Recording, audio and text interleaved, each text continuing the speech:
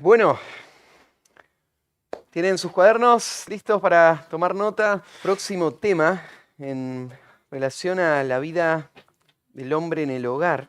El mes pasado hablamos sobre la unidad en el matrimonio y el tema específico fue la comunicación.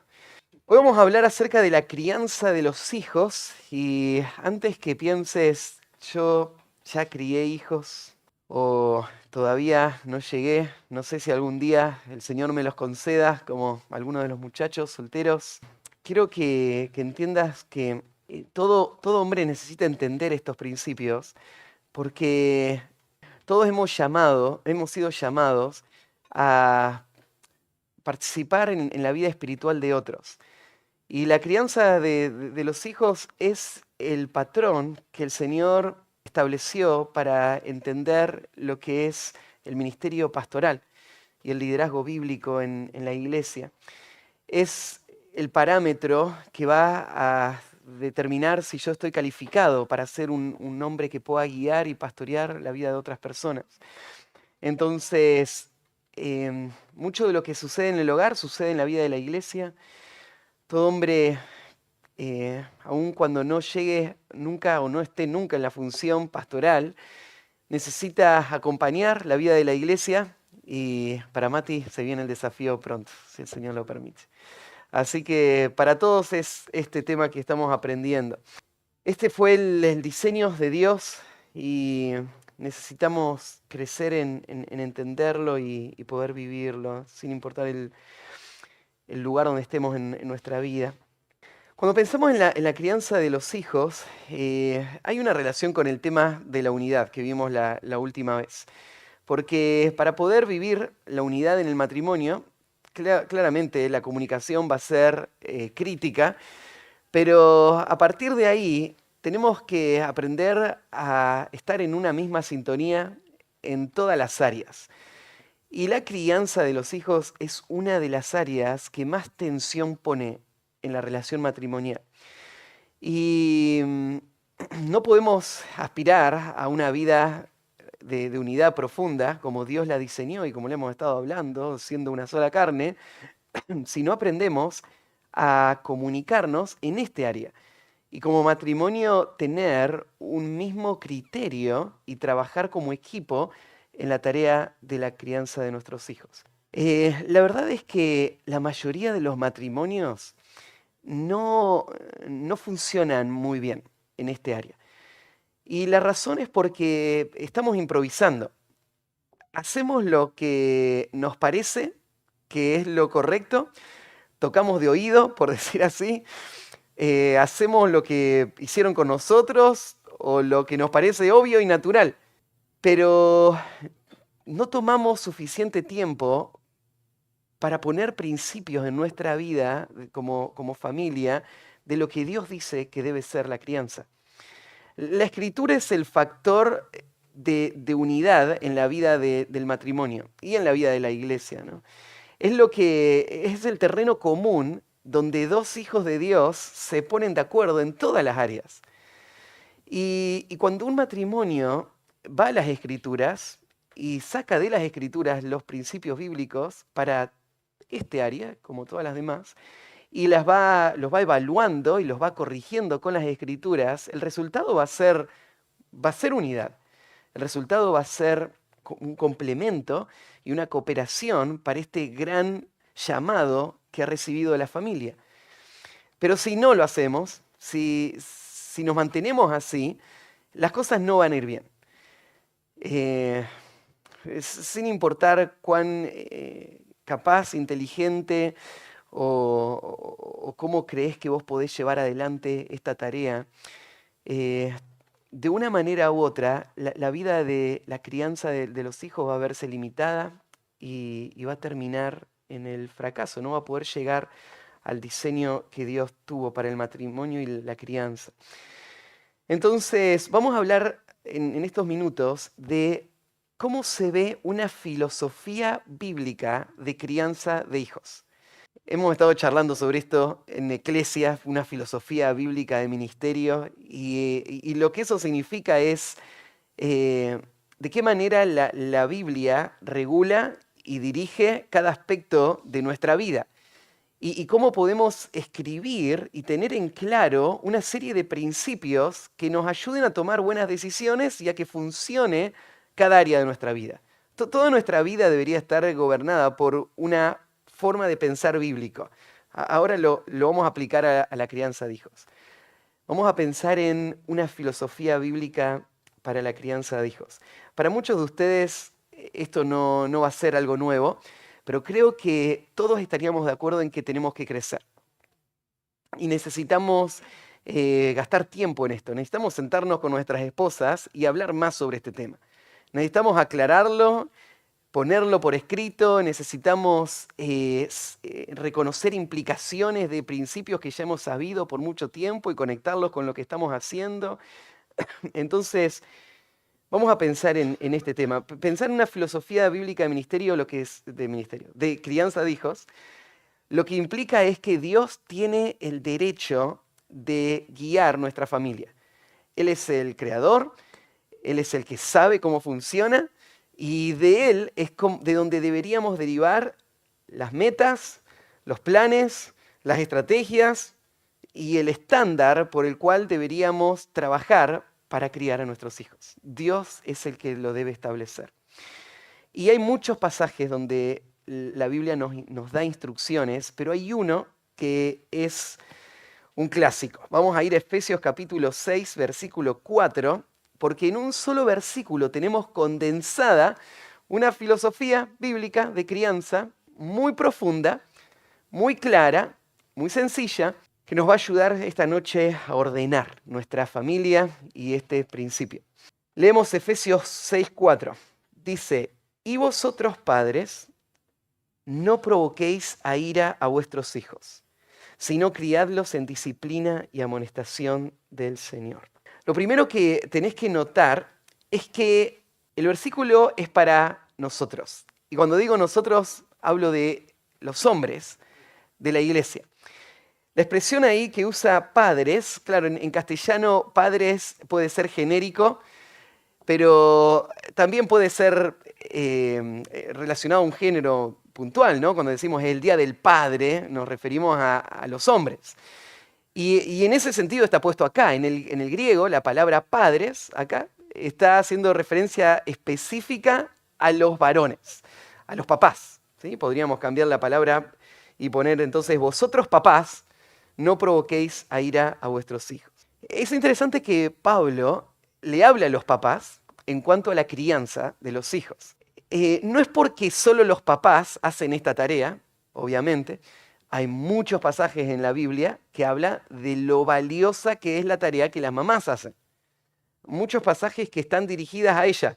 Hay pasajes que lo hacen de una forma indirecta. Pienso, por ejemplo, desde el mandamiento ahí en Éxodo 20:12, honra a tu padre y a tu madre para que tus días se alarguen en la tierra que Jehová tu Dios te da. Le está diciendo a los niños o a los hijos, que papá y mamá, los dos, están puestos en un rol de autoridad, de influencia, y entonces tiene que haber esta actitud de honra. Entonces no hay, en un sentido no hay diferencias, papá y mamá están los dos involucrados en la tarea. Proverbios 1:8 dice, hijo mío, oye la instrucción de tu padre y no desprecies la dirección de tu madre. Mamás que tienen que estar dando instrucción, dirección, órdenes, regulaciones. Las mamás no están solo haciendo la comida y asistiendo, ellas están enseñando, dirigiendo de una forma muy activa. Ahí en 1 Timoteo 5:10, cuando se habla de las ancianas, uno de los requisitos para estas mujeres de influencia es que tengan testimonio de buenas obras si ha criado hijos. O sea, se le anotan los porotos, se le dicen, ella es la que lo hizo, ella crió los hijos. Claro, no lo hizo sola, pero ella es 1 Timoteo 5:10. Esta mujer es una mujer que cumplió este rol. Y se le puede decir de ella que ella crió a sus hijos. Entonces no es que solamente ayudó, ella tuvo un rol muy valioso. Pero acá Pablo no le habla a las mujeres, le habla a los hombres. Podríamos pensar que tal vez la razón por la que Pablo está hablando de los hombres es porque los hombres suelen ser los que más fácilmente son negligentes con esta tarea.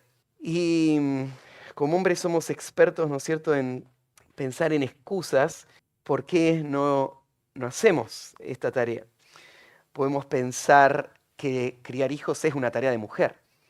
Y nosotros tenemos esta capacidad de separar tareas, ¿no es cierto? Y pensar esto de hombre y esto de mujer. Y cuando pensamos, los niños son para las mujeres. Yo no tengo la paciencia que hace falta, yo no tengo el feeling, ¿no es cierto? No tengo la ternura, esto no es para mí. La crianza es para la mujer, Dios la creó a ella para esa tarea.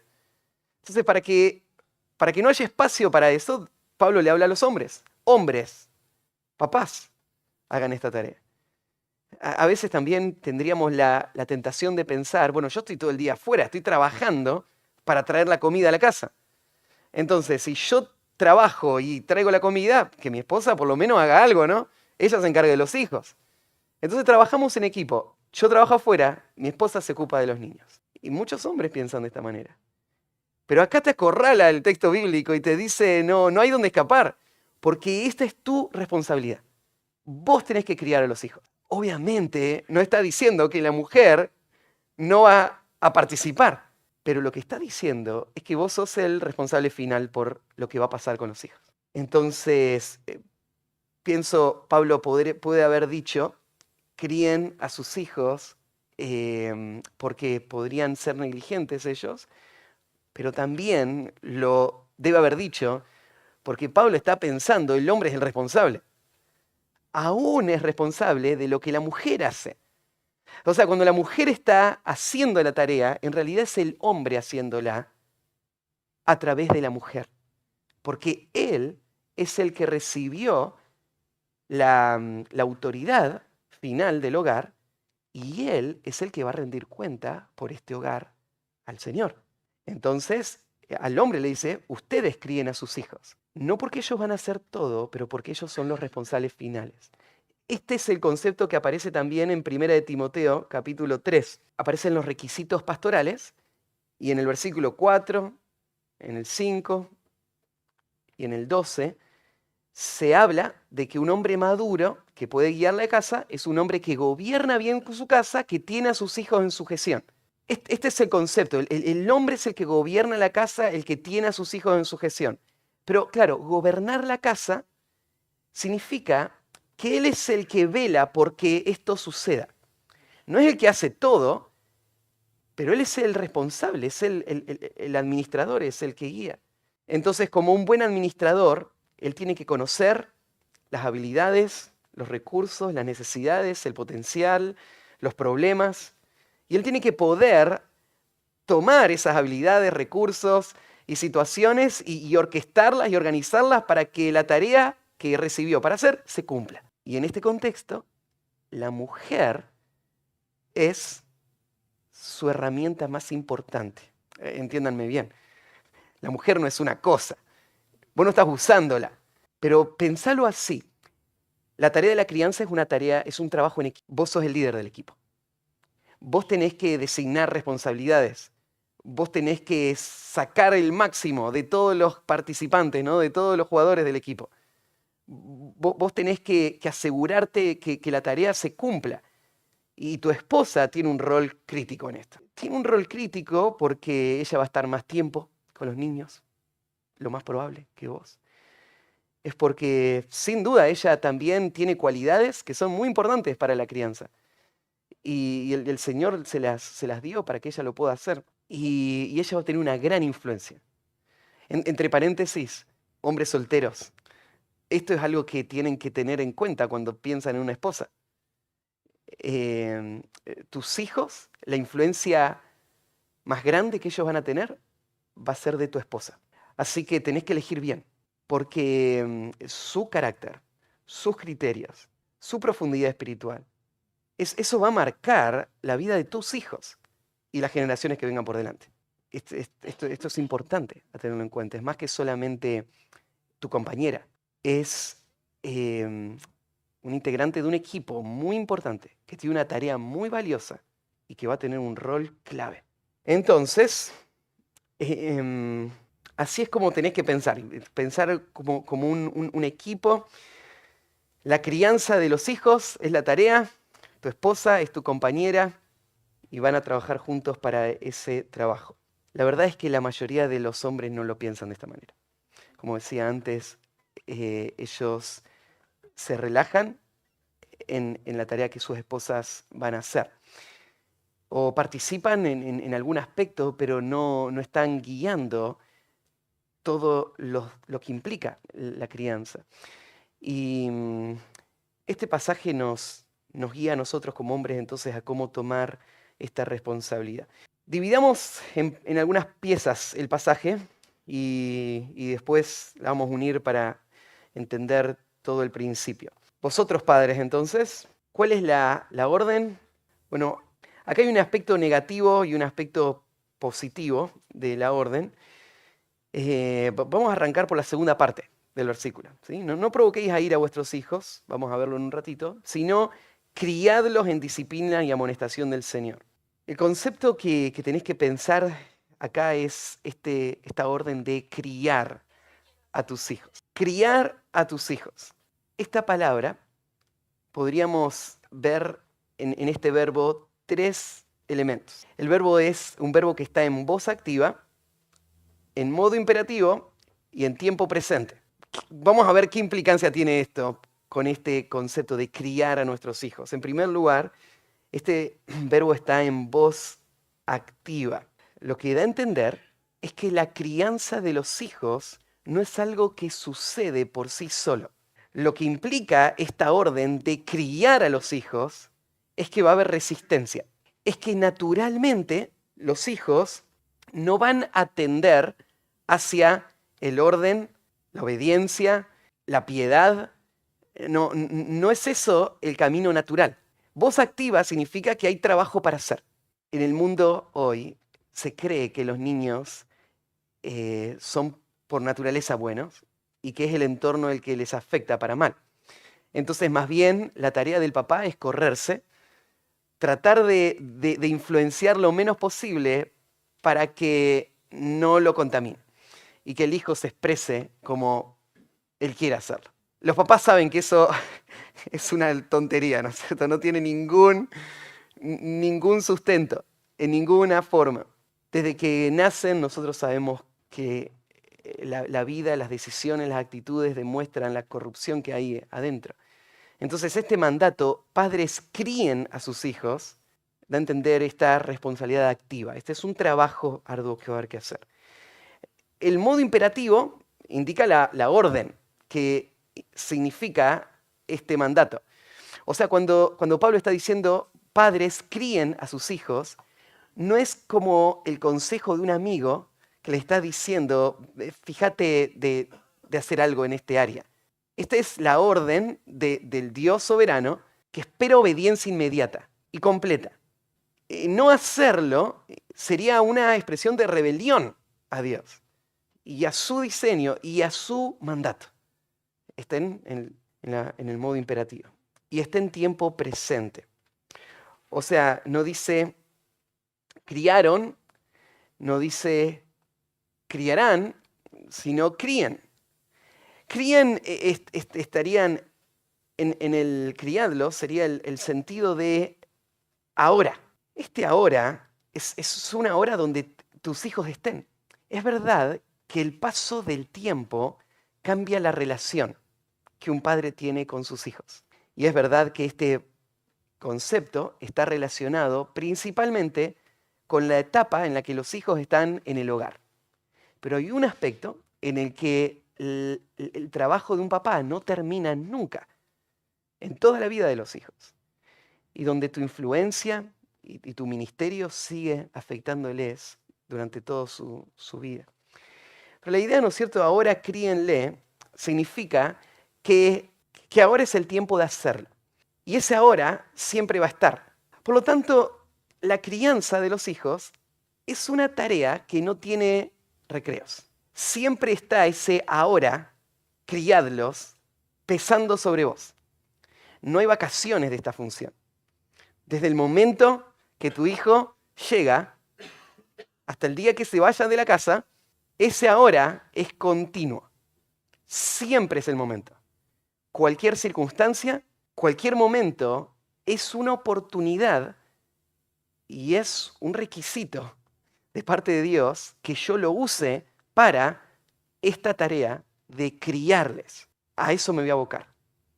Y es trabajo de tiempo completo. ¿Cuál es el objetivo de la crianza? Cuando habla del desarrollo del niño, que ese es el concepto de criarles, ¿a dónde apunta la crianza del hijo? Bueno, no solamente tiene que ver con nutrirlo y permitir que su cuerpo se desarrolle. Claramente, ¿no es cierto?, por las instrucciones que va a dar, tiene que ver con el ser interior, tiene que ver con lo que tu hijo es realmente, ¿no? Es criarle, tiene que ver con su desarrollo completo.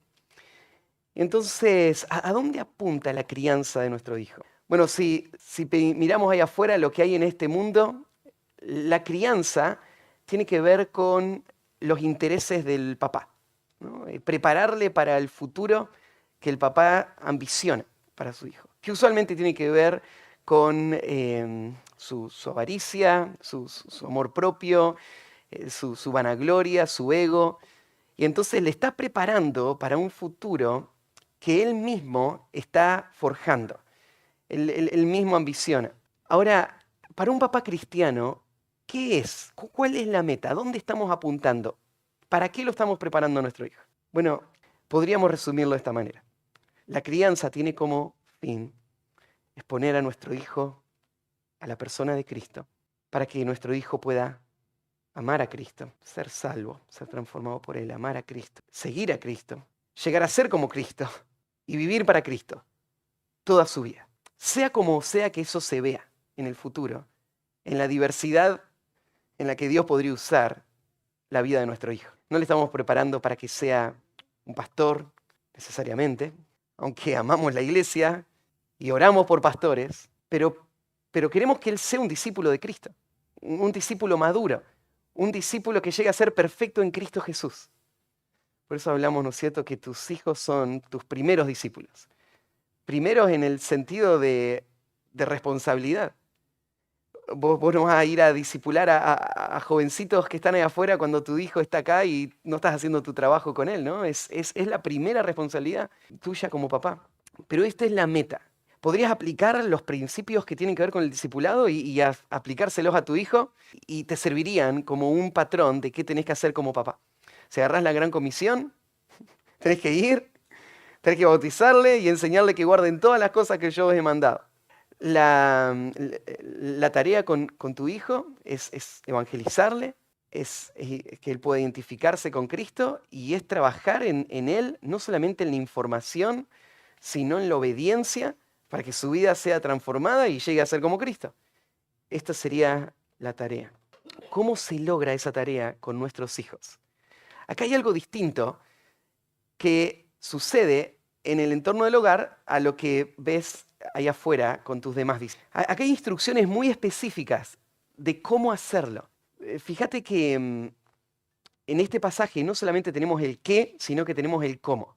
¿Qué tiene que hacer un papá para que esto suceda? Ahora, claro, me vas a decir que mi hijo sea un discípulo de Cristo y llegue a ser como Cristo no es algo que está en mi poder. Dios lo tiene que hacer. Estamos de acuerdo. Pero Dios usa medios para hacer lo que Él hace en la vida de personas. Y este pasaje nos está explicando de qué manera Dios usa la vida de un padre fiel para que su hijo llegue a ser lo que Dios planeó que él sea. Entonces, este es el método. El fruto lo va del Señor.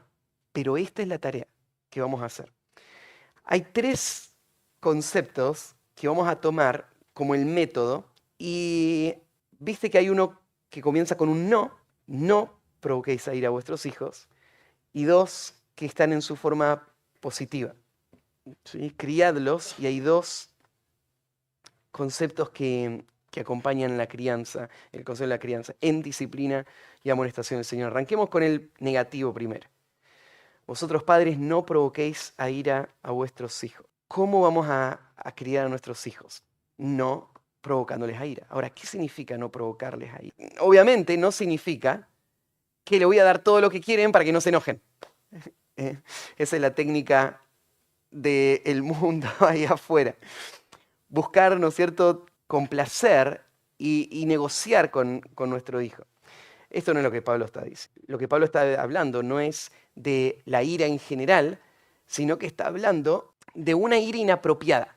Lo que está diciendo es que no tiene que incitar la ira en su hijo de tal manera que esa ira llegue a hundir a este niño en el futuro en una vida de ira, en una ira que va a afectar su corazón.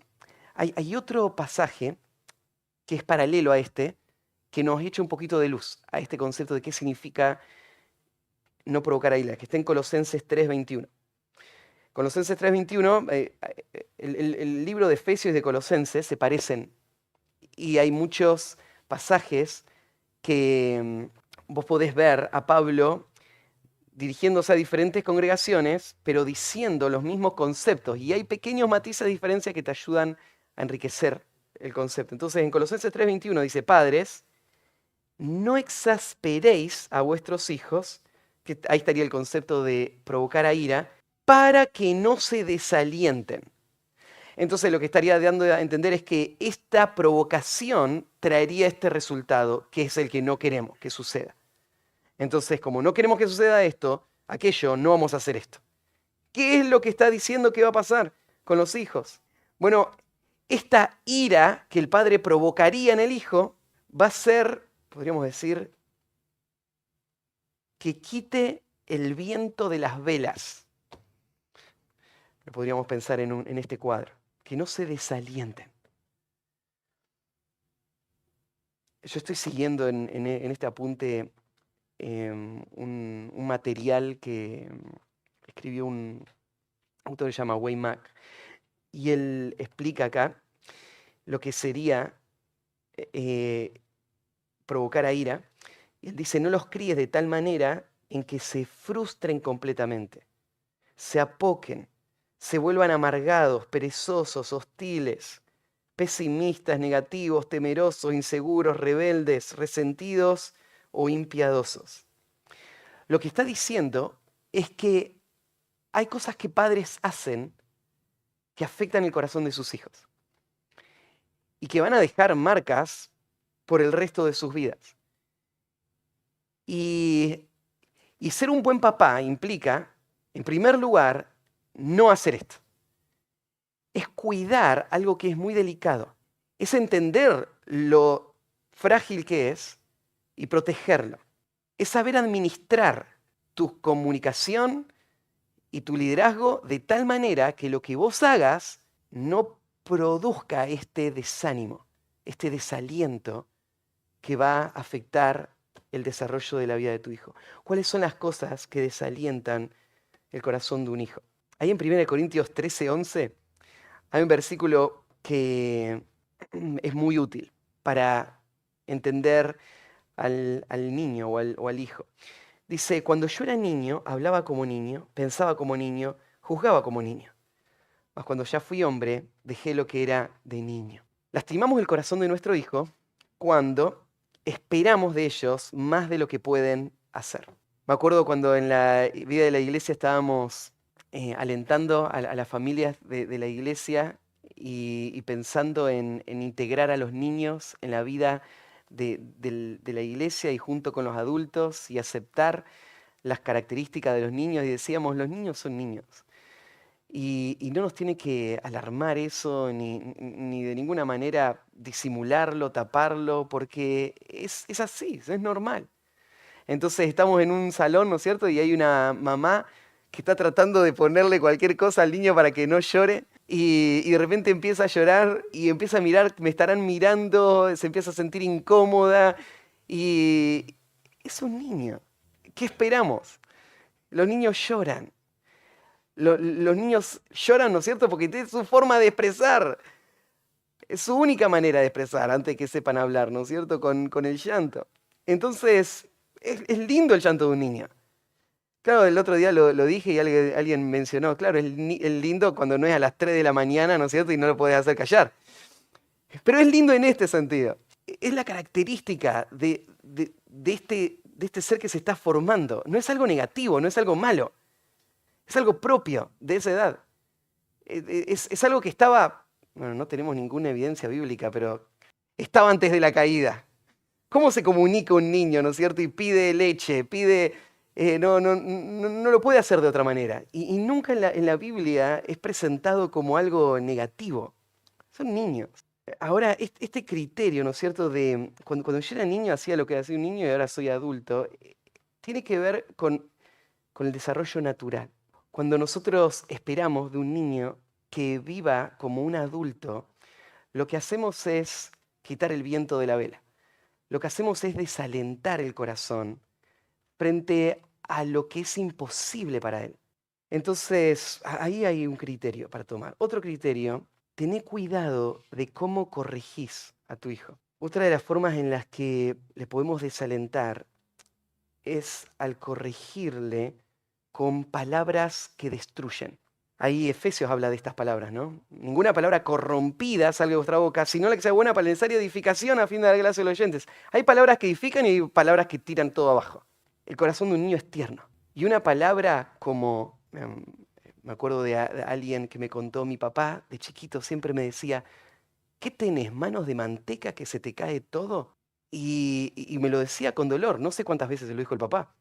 Tal vez se lo dijo una vez o un par de veces y el papá ni imaginó lo que iba a causar en ese niño esa palabra, porque en esa palabra lo que hay no es tenés que tener más cuidado, no hay una instrucción, lo que hay es una humillación, ¿no es cierto? Vos estás degradando al niño, humillándolo por un accidente o aún por un descuido o una mala intención que haya tenido. Pero esas expresiones quedan en el corazón. Sos un tonto, no servís para nada. ¿Cuándo vas a hacer algo bien?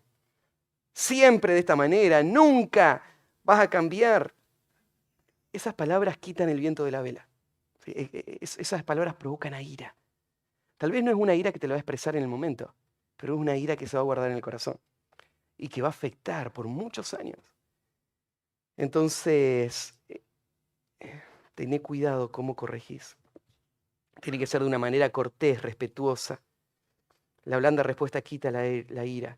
La palabra áspera hace subir el furor. Vos querés hacer enojar a tu hijo, hablale mal.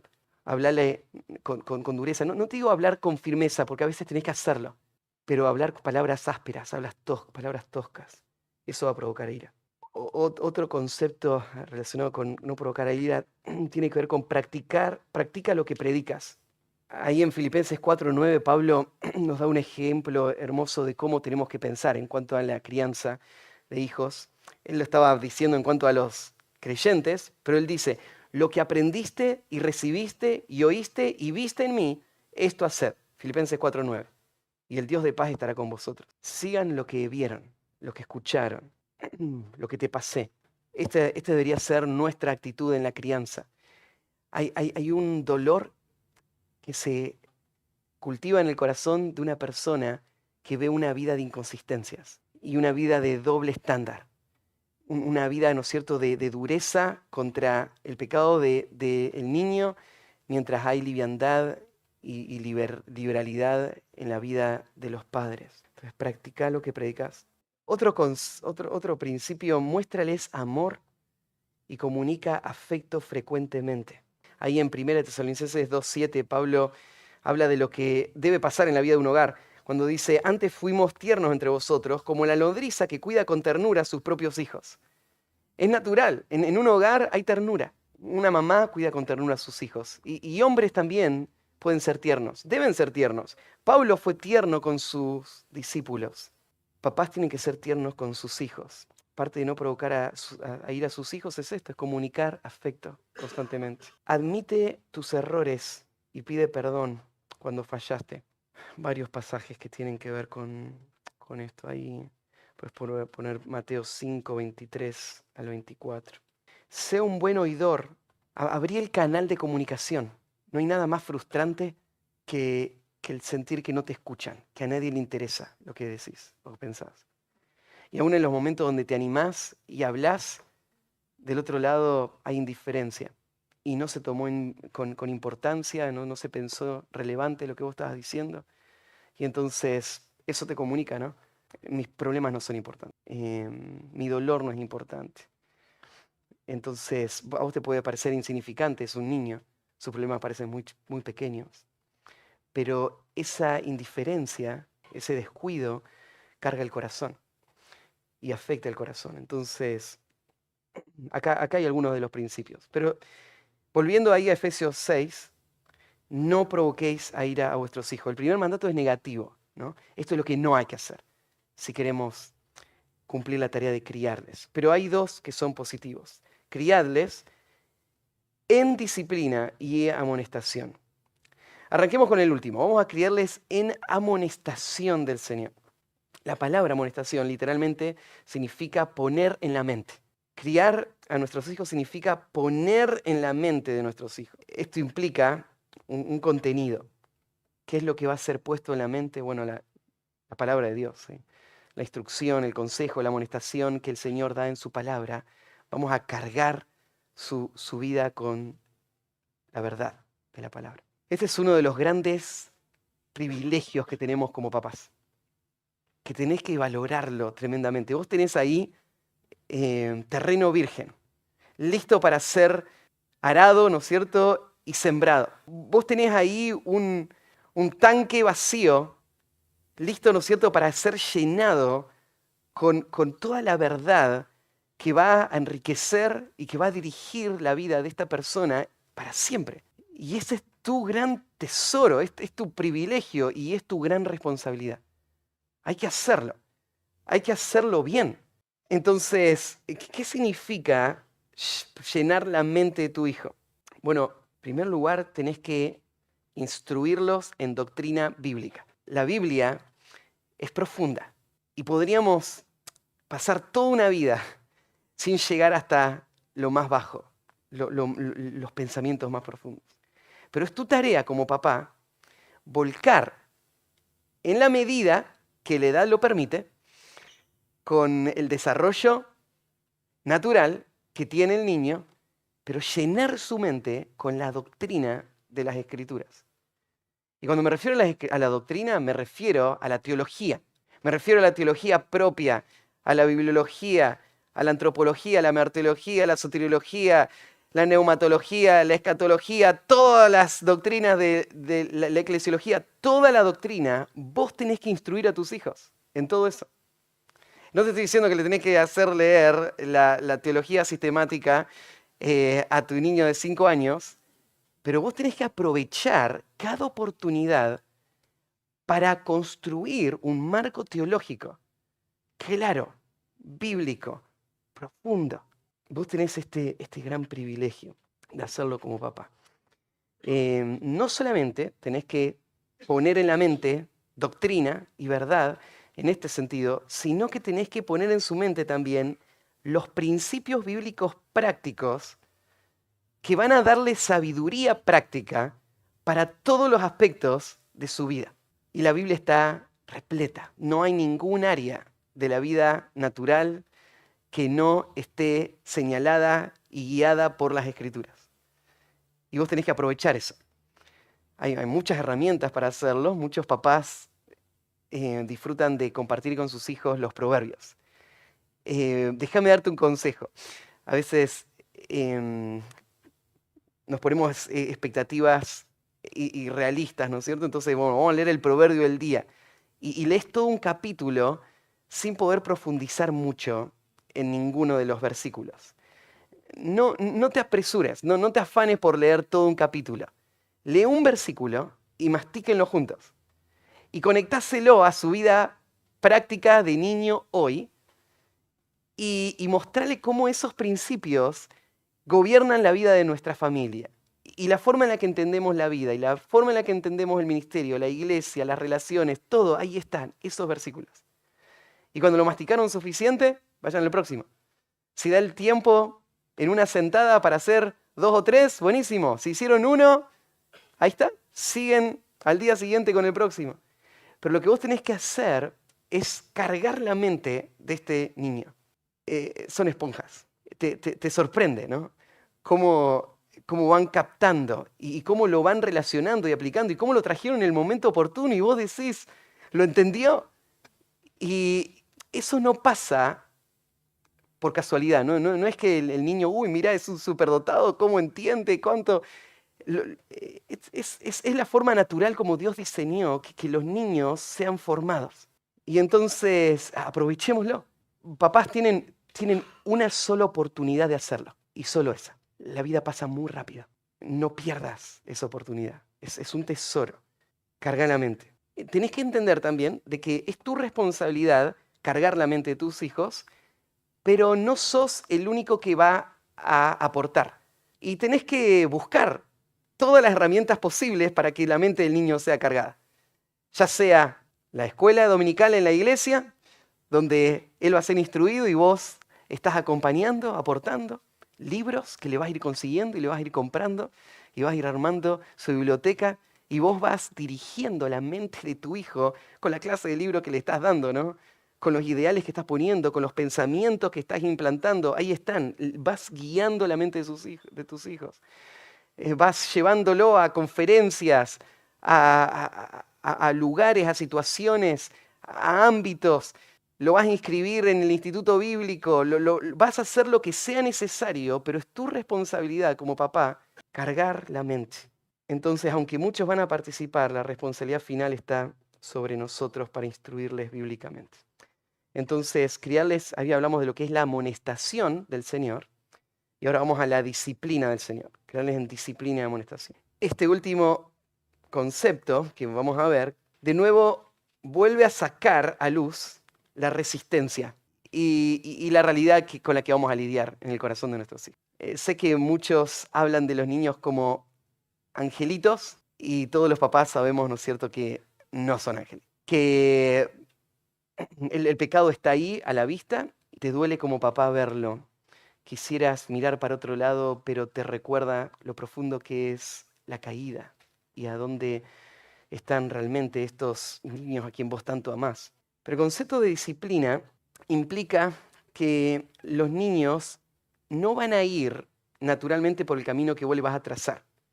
Vos le vas a instruir, le vas a cargar con la doctrina, con los principios, pero ellos no van a seguirlos. Y lo sabemos, ¿no es cierto? Tiene que ver con la condición del corazón. Entonces, lo que va a requerir del padre no es solamente que le trace el camino, sino que fuerce el aprendizaje.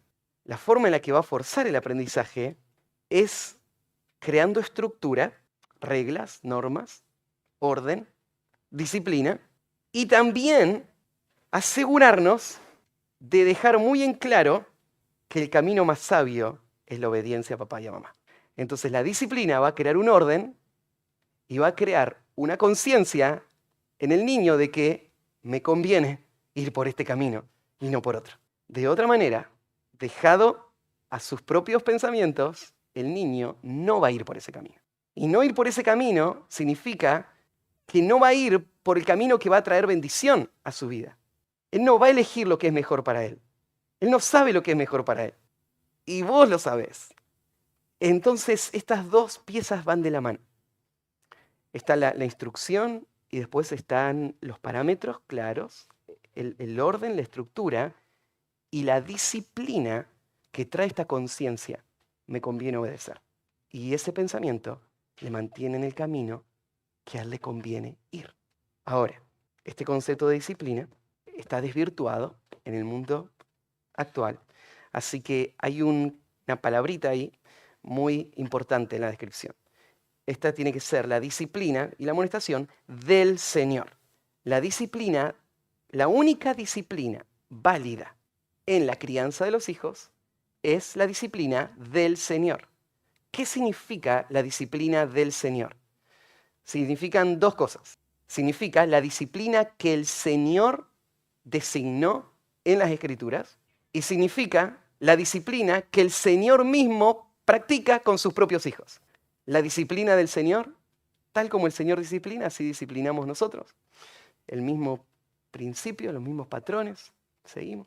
Y las Escrituras nos delinean la forma práctica en cómo se debe llevar a cabo la disciplina. Entonces, estos son los principios.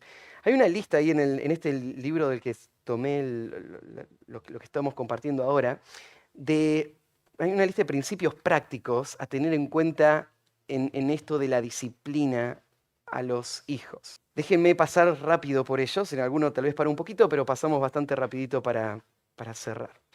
¿Cuál sería la disciplina que honraría al Señor y que va a lograr este fin de la crianza? Bueno, vamos a pasar rapidito. Primero, coloca barreras y límites claros. Disciplina tiene que ver con orden y para poder dirigir a nuestros hijos tiene que ser claro para ellos y para nosotros dónde están esos límites. Asegúrate que los niños entiendan las reglas y límites que colocas. No podés disciplinar sin instrucción. Y la instrucción tiene que ser clara, tiene que ser entendible para ambos.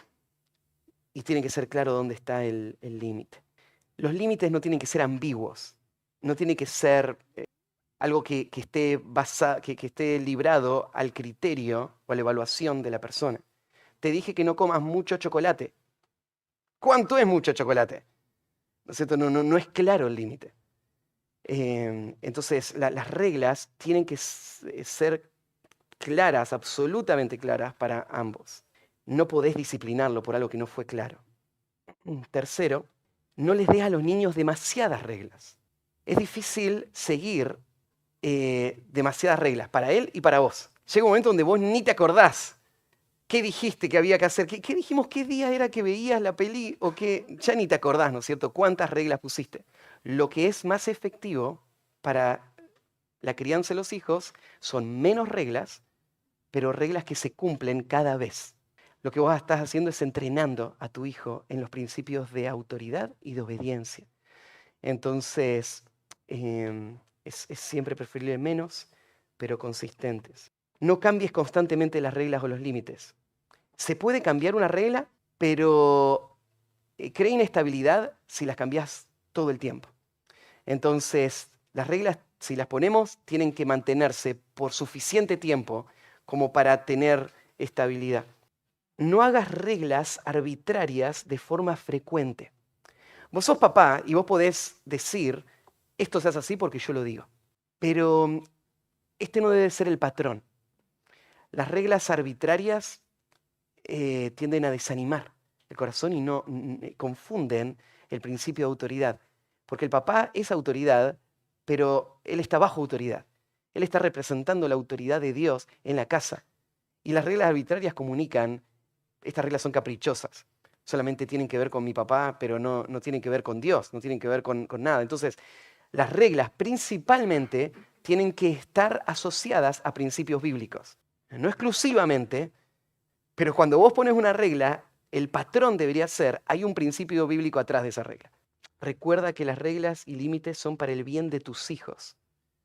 Vos pones reglas y límites, no tienen que ver con tu comodidad o tu tranquilidad, tienen que ver con lo que va a ser mejor para tus hijos. Vos sos un líder, siervo. Vos estás puesto para decidir en función de otros. Entonces tus decisiones no tienen que estar basadas en vos. No pongas reglas que sabes que no vas a poder mantener y asegurarte que se cumplan. Si vos vas a poner una regla, esta regla va a ser inflexible. Esta regla se va a cumplir sí o sí. Entonces, si vos dudás que se pueda cumplir o no esta regla, no la pongas. No digas, esto va a ser así. Porque una vez que lo decís, eso tiene que ser así, sin excepción. Esto va acompañado con la próxima, que es espera y demuestra esperar la obediencia inmediata.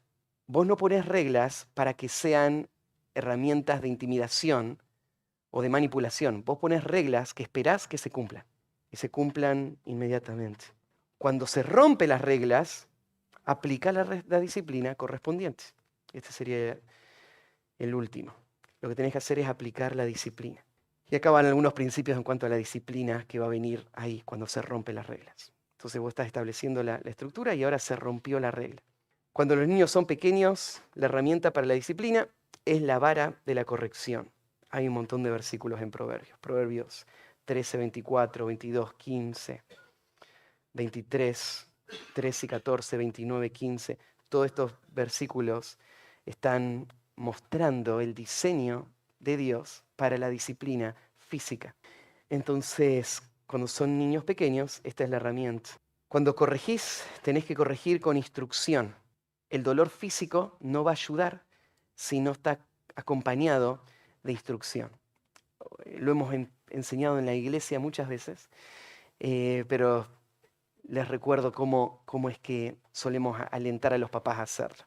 Agarran al niño, lo separan y en un lugar privado le preguntan, ¿qué es lo que hiciste? ¿Querés saber si el niño entiende el hecho? ¿Qué te dijo papá? ¿Querés asegurarte que él sabe cuál era la regla? ¿Qué significa eso? ¿Cómo se llama eso? Pecado, desobediencia. ¿Qué mereces ahora? Disciplina. Entonces, para este punto, el niño entiende lo que hizo, entiende la regla, entiende la consecuencia de lo que hizo. No quiere el chachás, obviamente. Muchas veces, papá, por favor, no, papá, no me dé chachás. Pero él está afirmando. Y lo que vos querés es instruir. Esta es la claridad. Entonces, hay una forma en la que se hace y cada uno lo hace. En casa le bajamos el pantalón, le ponemos sobre el regazo, no lo dejamos pelear contra el chachás. Si se resiste, va a haber otro chachás. Él tiene que aceptar la disciplina. Entiendo que no le gusta que le den chachás, entonces solamente un instinto de reflejo va a hacer que se quiera proteger, que quiera poner la mano. Entonces voy a ayudarle sosteniendo la mano, pero no voy a pelear contra él que no quiere el chachás. Él se tiene que aceptar la disciplina. Entonces le voy a dar la disciplina tal como se la dije, en la forma en la que se la dije. Entonces le voy a decir, bueno, necesitas un chachás, o vas a tener 2 chachás o 3 chachás, lo que sean, dependiendo en la situación. Hay muchísimas situaciones que vienen un chachás, pero hay algunas en las que he incrementado el chachás. Me acuerdo, por ejemplo, Josi empezó con un patrón de pegarle a Betsy, y esto es inaceptable. ¿Sí? No, eso se tiene que cortar sí o sí. Entonces la regla fue, cada vez que vos le pegás, en el transcurso de un mes, va a ir incrementando el chachás. O sea, la primera vez que vos le pegás es un chachás. La segunda vez que vos le pegás van a ser 2 chachás. La tercera vez que le pegás son 3 chachás. Por pegarle una vez, Josi llegó a recibir creo que 9 chachás. Por pegarle una vez a Betsy. Porque yo quería cortar este patrón. Y él entendió lo grave que es esto que está haciendo. Entonces, vos podés decidir cómo vas a administrar la disciplina. Tiene que ser una disciplina controlada, no puede ser hecha en ira, no es para lastimarlo, entonces tiene que ser en el lugar correcto, con la fuerza apropiada, dependiendo de la edad. Entonces, a Lizzie, que tiene 8 meses, no la disciplino con la misma fuerza que le doy a Betsy. A los dos le doy chachás, pero es distinto. Es distinto en la fuerza, es distinto en la cantidad, es distinto cómo funciona. Entonces vos tenés que entender las diferencias. El último paso sería sentarlo de nuevo. Entiendo que va a llorar un ratito, le duele y lo espero. Pero no puede llorar con berrinche. El lloro con berrinche sería una muestra, ¿no es cierto?, de que él sigue en la misma rebeldía y esa rebeldía tiene que parar. No va a terminar el proceso de la disciplina hasta que no se corte la rebeldía. Entonces, si sigue con esa actitud, va a haber otro chachás. Así hasta que se corte. Con Josi me ha tocado en la comida y en otra situación también dar como 7 u 8 chachás, en el sentido que le di chachás, terminé, seguía con la misma actitud. Bueno, a ver de nuevo, otro chachás, terminé, seguía con la misma actitud. Otro chachás y así como 7, 8, no me acuerdo ahora cuánto fue la máxima. Pero se sigue el proceso hasta que se corta la actitud. Cuando termina el proceso de disciplina, lo que termina es con reconciliación. Entonces, volvemos a charlar, lo abrazo, lo beso. Ahora tenemos un nuevo patrón que no estoy tan seguro de que sea muy efectivo, pero empezamos Le hago cosquilla cuando termina, ¿no es cierto? Termina el proceso de disciplina y vuelve la relación al mismo punto que estaba antes. Papi te ama, ¿cuánto te ama, papi? Hasta el cielo te ama, papi, ¿no es cierto? Y terminamos abrazados, contentos. Él no termina enojado conmigo y no terminamos distanciados, que yo no te quiero hablar. Todo lo contrario, terminamos haciéndonos cosquillas, riéndonos juntos y terminó el proceso de disciplina. Cuando son chiquitos especialmente, entiendo de que ese proceso es más rápido. Entonces el ciclo comienza más rápido y termina más rápido, ¿no es cierto? Y volvemos a la normalidad más rápido. Entiendo que puede ser distinto con personas más, con niños más grandes. Pero en esta etapa lo estamos viendo así. Pero termina con reconciliación. Entonces, ahí está el principio. Corrige con instrucción. Corrige con consistencia. Con consistencia significa que tenés que disciplinar cada vez que se rompe la regla, en cualquier condición. Capaz que se está matando de la risa y se lo está tomando como un juego, pero rompió la regla. Tal vez en una primera instancia le voy a advertir, estamos riéndonos y pasándolo bien, pero esta regla sigue estando. Pero una vez que eso se da, no hay excepción. Y lo hizo una vez, recibió disciplina. Lo hizo 2 veces, recibió disciplina. Lo hizo 7 veces, recibió disciplina. ¿Por qué recibe disciplina después de 7 veces? Bueno, porque la 7ª vez que lo hizo fue pecado, estuvo tan mal como la primera vez. Entonces, es lo mismo. Y se trata de la misma manera cada vez. Claro, vos estás cansado, querés seguir con tus cosas, pero la disciplina es importante para el crecimiento de tu hijo. Entonces, vas a ser consistente con la disciplina. Próximo, corrige con suficiente severidad como para que se den cuenta que no les conviene volver a desobedecer. Entonces, el chas no es solamente un ejercicio por el que tenemos que pasar. Tiene que producir un resultado. ¿Y cuál es? Una conciencia. No quiero volver más a esto. Entonces, no tiene que ser tan fuerte como para lastimarlo, pero tiene que ser tan fuerte como para que él no lo quiera volver a hacer. Esa es la disciplina, ese es el propósito de la disciplina física, crear esa conciencia y ese dolor. Y el último, corrige con un corazón de amor. Lo que en todo el proceso de la disciplina, de principio a fin, el amor es lo que tiene que estar controlando todo lo que se está haciendo. Entonces, vos tenés que estar controlado y tenés que evaluar tu corazón y tenés que hacerlo de esa manera. Un comentario más en cuanto al amor. El amor no es contrario a la ira. No son dos conceptos opuestos. El amor verdadero no es incompatible con la ira. Un padre que ama a su hijo puede estar legítimamente enojado con el pecado de su hijo.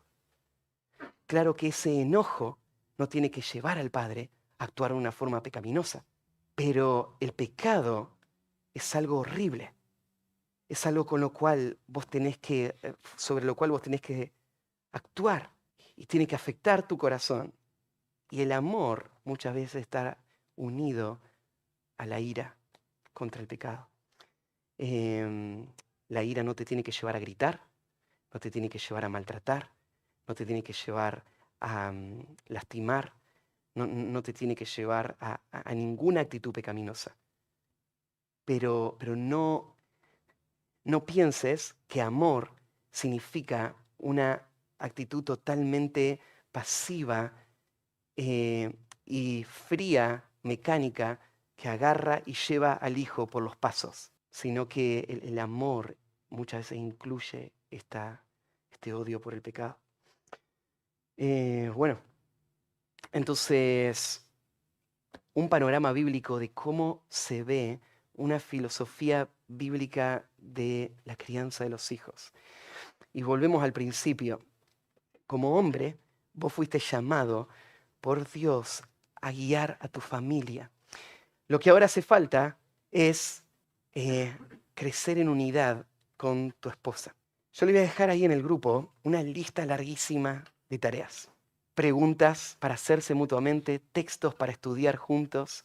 Y velo no como una carga que tener que cumplir, sino como las herramientas para poder avanzar.